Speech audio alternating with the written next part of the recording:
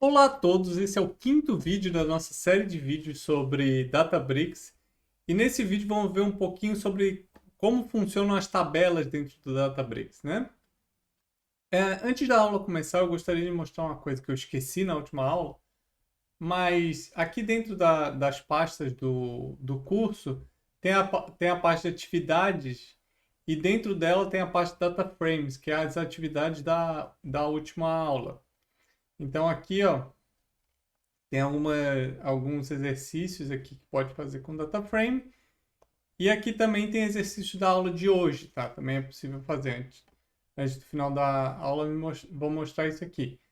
Esse segundo comando da aula de exercícios sobre tabelas, que é dá permissão de select em qualquer arquivo para os usuários, isso aqui não necessariamente vai funcionar em todos os Databricks, tá?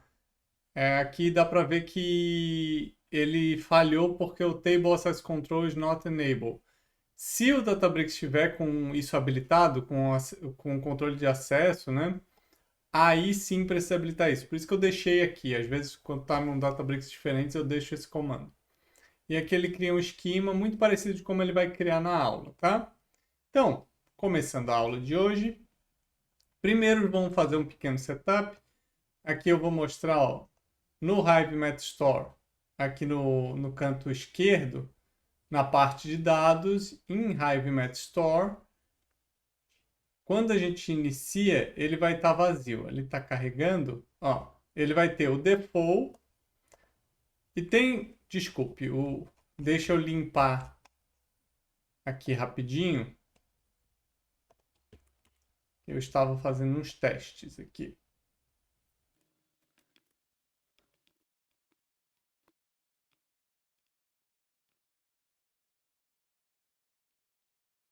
Agora sim, ó, aqui no canto esquerdo, a gente vê que não tem nenhum esquema ainda criado.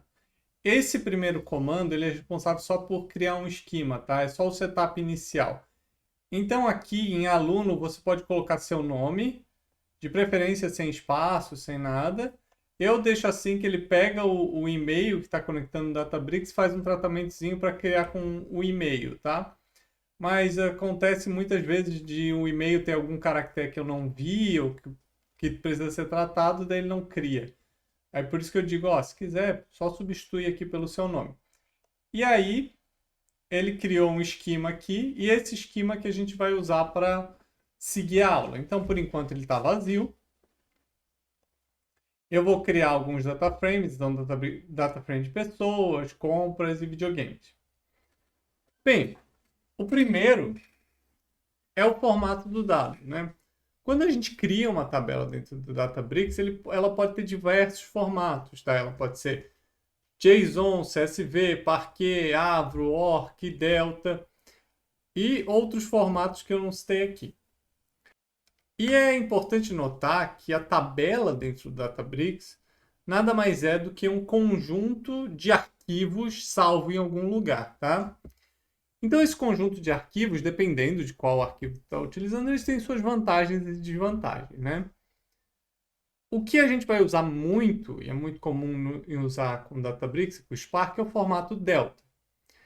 Esse formato ele é o formato Parquet, tá? Os arquivos são salvos como Parquet, mas em cima dos parquets existe uma estrutura de delta log. Então, se a gente abrir a pasta onde está salva a tabela, vocês vão ver uma pasta de delta log. O que é esse delta log? Esse delta log garante que a gente consiga fazer transações em cima da tabela, tá? Então, assim, ó, se você tem uma tabela que é um CSV, por exemplo, imagine que você só quer substituir parte dessa tabela. Você só quer substituir 3 ou 4 IDs ali dentro daquela tabela. Não existe uma forma fácil de fazer isso com um arquivo CSV. Você vai ter que ler o arquivo todo e salvar ele, reescrevendo ele inteiro com essas novas linhas diferentes. E se falhar no meio? Se falhar no meio, o seu arquivo fica corrompido, tá? Às vezes tu tem que salvar em outro lugar, aí deleta do lugar que estava, volta os arquivos. Então é trabalhoso de lidar.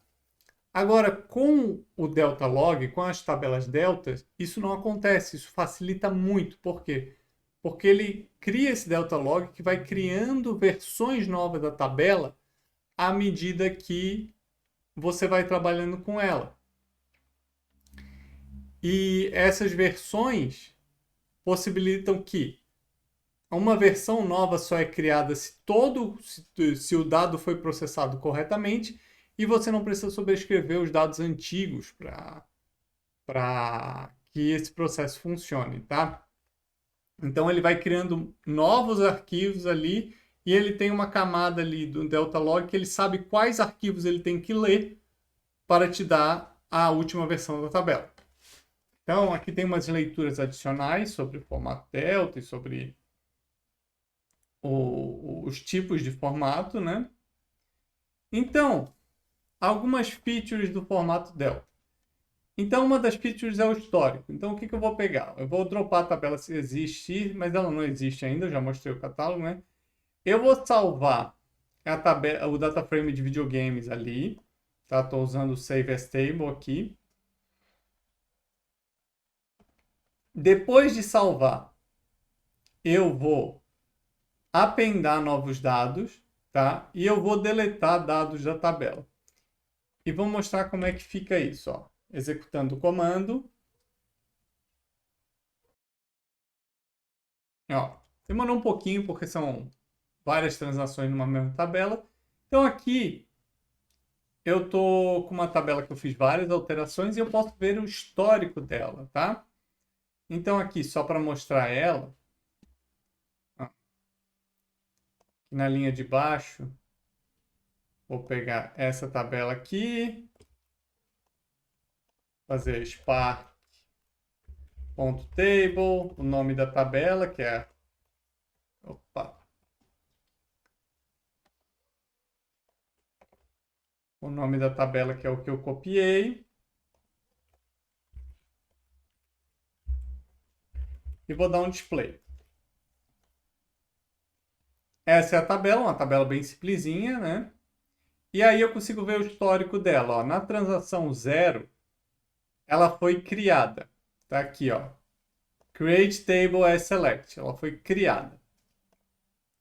Na transação 1, na segunda vez que eu executei, né, a transação 1, foi feito um append.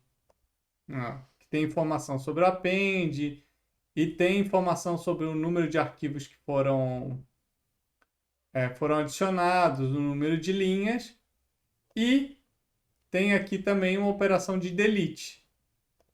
Então, foram 3 operações. Então, eu tenho um log das operações que foram realizadas dentro dessa tabela e várias informações extras. Por quem foi realizada, em que cluster foi realizado, que horas foi realizado.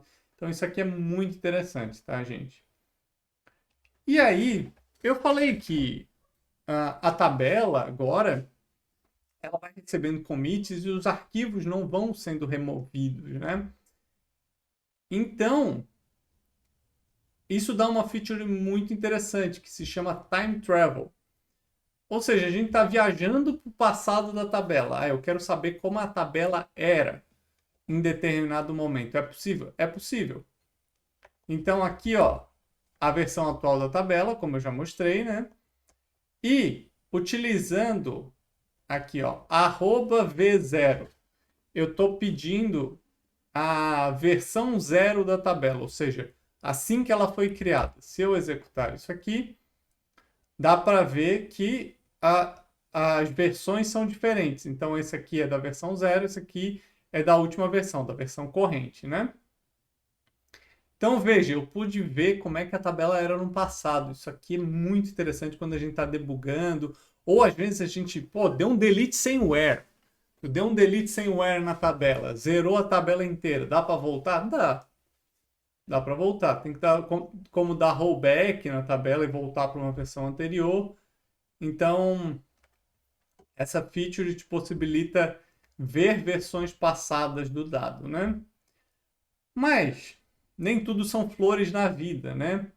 Quando você vai fazendo esses commits na tabela e vai adicionando mais dados nela, isso gera dados desnecessários na tabela. Dados que às vezes poderiam ser excluídos. Não é interessante voltar, a tabela tem 1 ano, voltar para o dia 0 dela, né? Não é tão interessante. Então, de tempos em tempos, a gente faz vácuo na tabela. O padrão do Databricks é 168 horas, tá? Que é uma semana.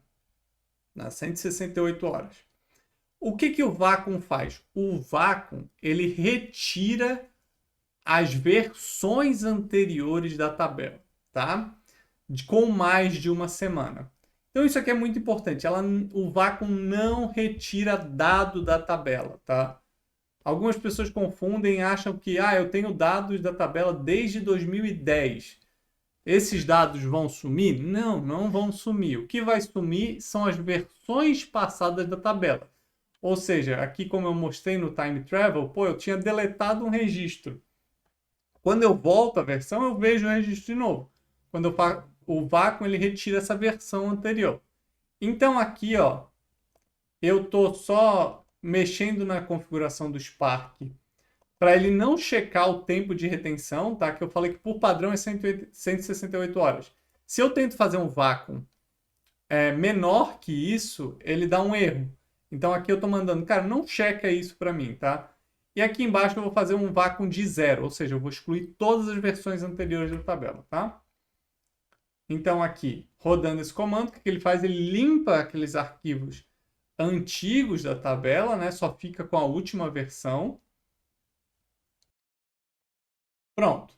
Foi executado. Agora, se a gente der um display na tabela, ela está aqui com a última versão. Se eu tentar dar um display na versão 0 dela, assim que ela foi gravada, eu recebo um erro. Por quê? Porque o arquivo que o Delta-Log aponta dizendo que pertence à versão 0 não existe, tá? Então é isso que acontece. O vácuo, ele elimina essas versões anteriores. Então é muito importante que de tempos em tempos, geralmente a gente coloca aí um processo para rodar semanalmente, dependendo do tamanho da empresa, talvez diário, de vácuo nas tabelas, para remover essas versões antigas. Quão antigas? Depende da política de retenção da empresa. Pode ser que a empresa queira manter 1 mês de time travel, ou empresas querem manter só 2 dias. Varia de acordo com a política da empresa.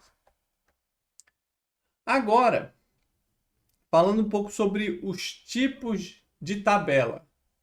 Tabela externa. O que eu mostrei até agora é a tabela Manager. Então, eu vou explicar a tabela externa. A tabela externa, ela é ela é salva em arquivos, né? Você salva geralmente ela direto nos arquivos. E ela é um apontamento.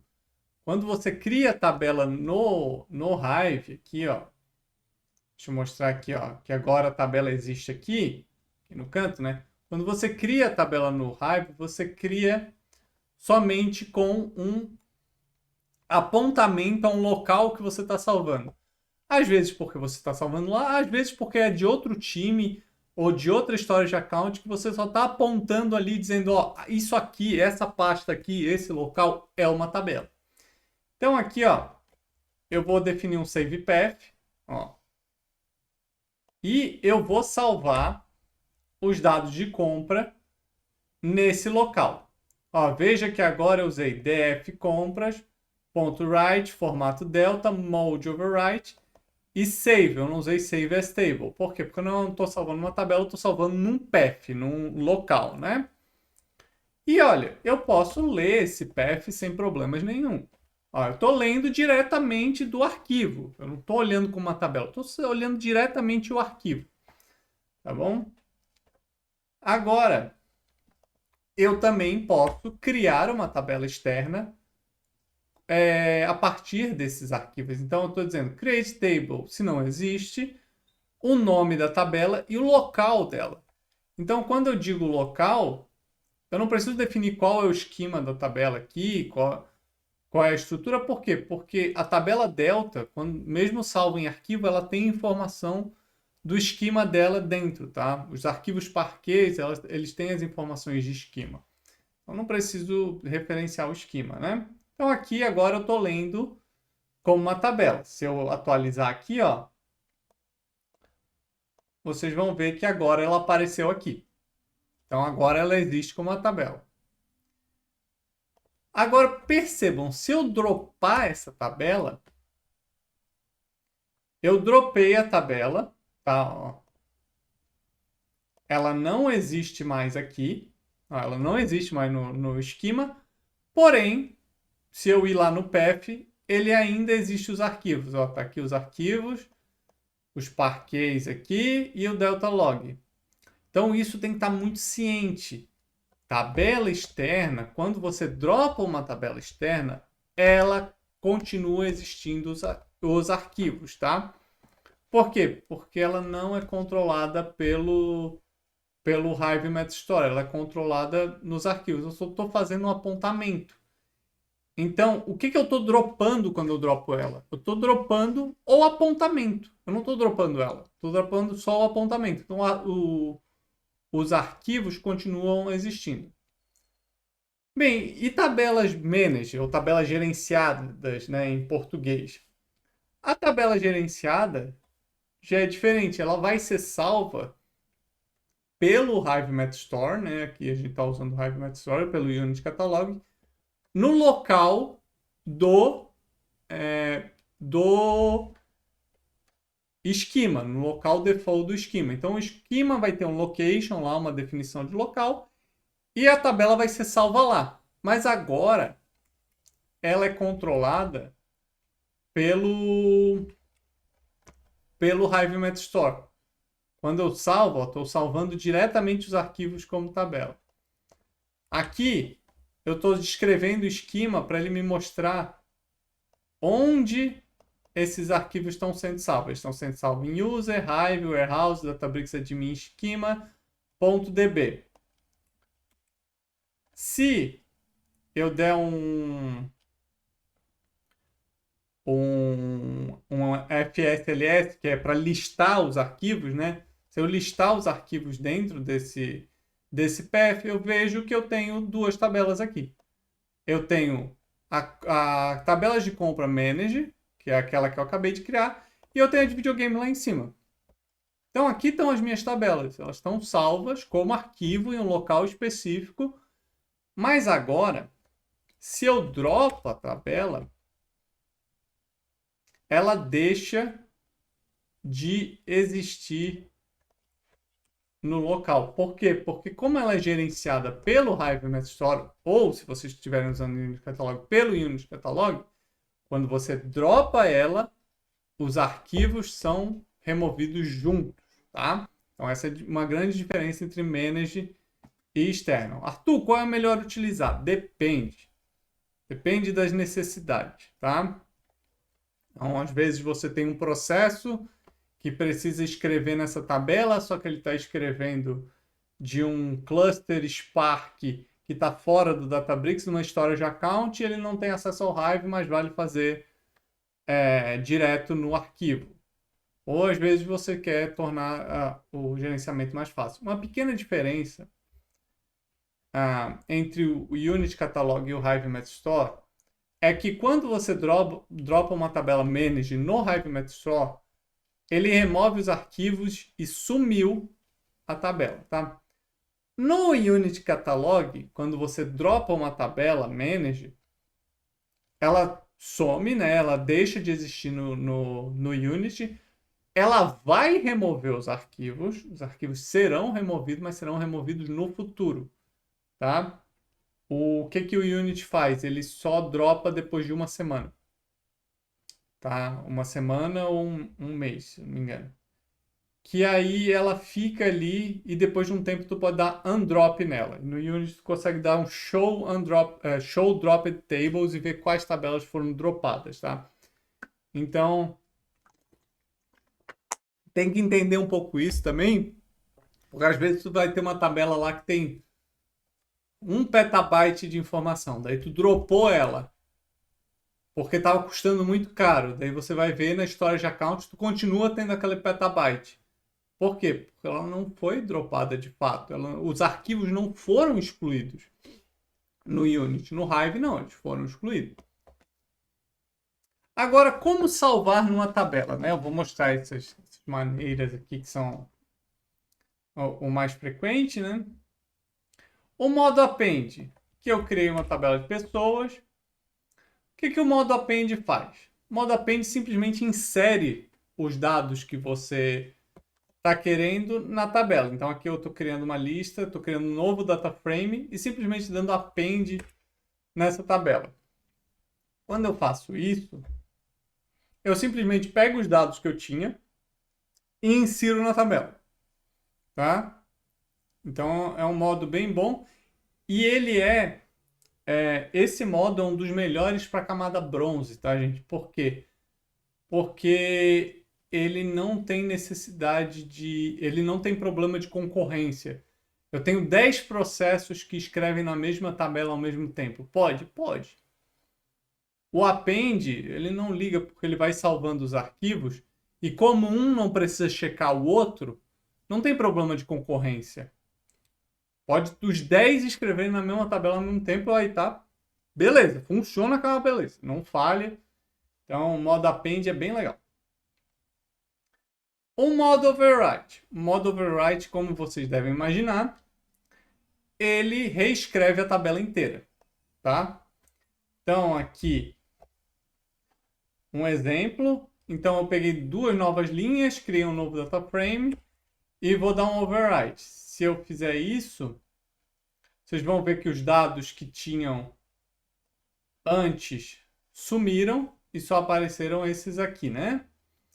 Então, o modo overwrite ele reescreve a tabela inteira com o teu data frame. Tá? Uma coisa importante, se o esquema mudar, poxa, eu estou reescrevendo a tabela inteira, mas eu não gostei do nome de uma coluna. Eu preciso mudar isso também, é possível? É possível mudar também, mas eu tenho que botar a opção, além de overwrite, eu tenho que botar uma option de overwrite schema. Por quê? Porque se você mudou a estrutura de uma coluna, ela é uma tabela. Então, se você não disser para ele mudar o esquema, ele vai simplesmente dar um erro dizendo, olha, o teu dado não corresponde ao dado esperado por essa tabela. Essa tabela espera um esquema específico. E você não está mandando esse. Então, eu tenho que explicitamente dizer, olha, reescreva o esquema. E aí, se você fizer isso, ele pega o dado e reescreve o esquema. Aqui era ID pessoa, aqui ficou como só ID.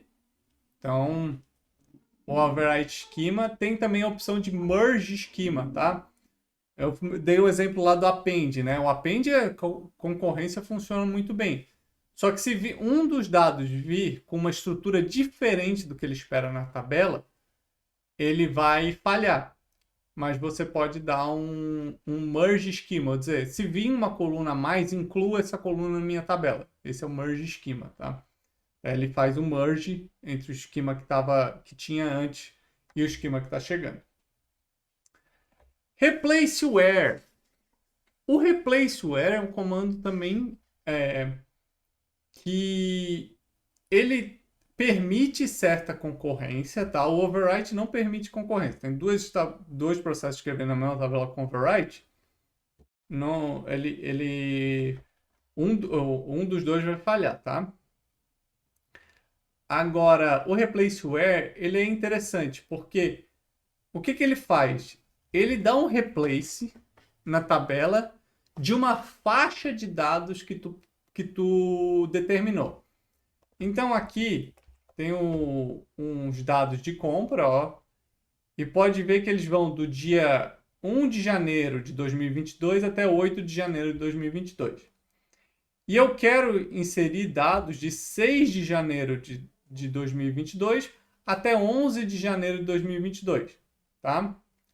Só que imagina que esses dados aqui, ó, eles estão vindo de uma source que eu estou filtrando e eu quero que a minha tabela destino não fique com os dados anteriores. Eu quero que ela tenha os dados entre essas datas exatamente como eu peguei da source, né? Como eu peguei da fonte. Então, o que eu posso fazer? Eu posso definir uma condição, tá? De data de compra maior que 6 de janeiro e menor que 12 de janeiro. O que essa condição vai fazer? Ela vai deletar todos os dados que batem com essa condição na tabela que eu vou escrever e inserir os dados que eu estou passando. Muito importante, se eu passar uma condição que meus dados não batem, vai dar erro. Por exemplo, se eu tivesse aqui, em vez de dia 11, dia 13, ele não ia conseguir salvar, porque a condição não está batendo dos dados que vão entrar, tá? Então, replace where. E aí eu consigo reescrever uma parte da tabela utilizando isso. Comando muito interessante. Esse comando permite ser concorrente? Sim, permite, desde que a parcela de dados que você está sobrescrevendo esteja numa partição. Seja uma partição de um liquid cluster ou uma partição tradicional de dados Parquet, tá? Então, se a tabela estiver particionada e você está sobrescrevendo só em uma partição, ele permite concorrência. Um exemplo é dados de países. Tem 20 países numa tabela. Se você estiver reescrevendo os 20 separadamente em cada processo, somente na partição dele, dá certo e tu consegue escrever de forma concorrente, né? Vários processos ao mesmo tempo. O upsert. O upsert é o modo que, dado os dados de entrada, se ele existir, ele é atualizado, e se ele não existir, ele é inserido. Aqui tem um exemplo, ó, os dados de upsert estão aqui, e aí a gente escreve a condição aqui, ó. A gente precisa ler primeiro a tabela origem como delta table, a condição de match, né? Então, a condição de match é que a tabela de destino e os dados, o ID do cliente tem que ser igual. Daí que eu uso a tabela, eu dou um alias para ela e eu faço um merge de def upsert alias como upsert a condition, por isso que eu dou esses alias para eles, tá? Então, a condição está ligada ao alias, né? Essa tabela tem um alias de table, essa aqui tem um alias de cliente. E eu digo, quando der match, update all. Quando der match, atualiza a linha inteira. Quando não der match, insert all. Pode inserir a coluna inteira, executa e é possível alterar a tabela. Gente, existem outras condições? Existem. Existe outra forma de salvar a tabela? Existe. É bom estudar isso aqui e ir experimentando. Por exemplo, existe uma condição, quando der match, deleta. Isso é uma condição também. Eu tenho um data frame que eu quero que, se a tabela der match com esse data frame, o dado seja deletado. Isso é possível? É possível. É muito parecido com um delete where, mas algumas condições, algumas circunstâncias pedem por um match delete, por exemplo. Então, eu sempre recomendo, olha, tira um tempo, cria umas tabelas, vai testando ali para ver o que acontece e entender melhor. Agora, comentários. Como a gente altera uma tabela para adicionar comentários? Então aqui, ó, eu vou dar um describe nessa tabela aqui e a gente vê que ID pessoa é big int, mas ele não tem comentário. Idade é big int, não tem comentário. Nome, string, não tem. Como é que eu adiciono? Então aqui tem os comandos para adicionar, tá?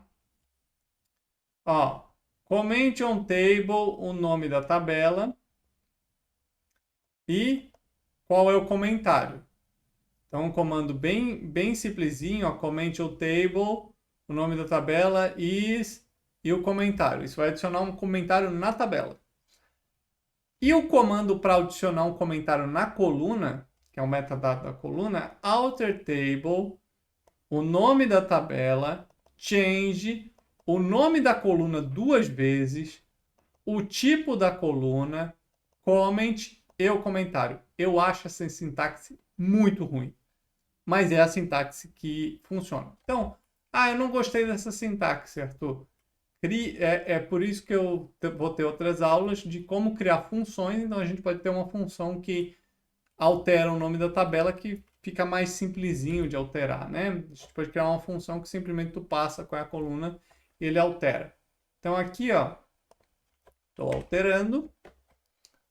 E agora, quando eu dou um describe table extended e o nome da tabela, que é um describe da tabela toda, a gente vê os comentários aqui de cada coluna, que como eu coloquei ali.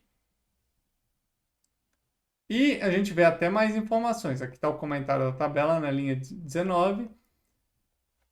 E a gente vê muitas informações de localização, qual é o provider, quem é o owner, se é manager. Então, tudo isso está aqui também. O Describe Extended dá bastante informação sobre a tabela. E ao final, esse comando aqui, ó, gente, é só... O que ele faz? Ele dropa o esquema e ele limpa tudo que eu salvei, tá? Então, isso aqui eu faço para manter sempre o ambiente limpo e ele sempre começar zerado, tá? Então, era isso pela aula de hoje. Como eu disse, tem exercícios ali que vocês podem fazer para aperfeiçoar. Eu sempre recomendo criar os próprios exercícios também, pegar uma fonte de dados, tentar experimentar, interagir com ela, tentar salvar ela de forma diferente. E, seguindo o que a gente sempre faz, os custos da última aula foi R$ 3,21. Então era isso pela aula de hoje. Espero que tenham gostado. Se gostaram, não esqueça de clicar em gostei, se inscrever no canal. E se tiverem qualquer dúvida, podem deixar aqui no comentário. E até mais.